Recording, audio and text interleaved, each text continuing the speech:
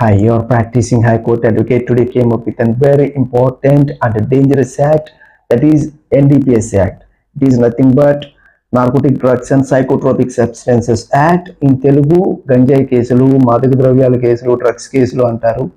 ఎందుకు dangerous and డ్రాకోనియన్ act అని అన్నాను అంటే, ఇన్ కేస్ దీంట్లో కనుక ఎవరైనా ఇంప్లికేట్ చేయబడితే, ఎవరైనా దీంట్లో కనుక ఇరుక్కుంటే, the punishments will be very stringent, and it is up to 10 years and 20 years depending on the quantity of the contraband which was seized from the possession of the accused.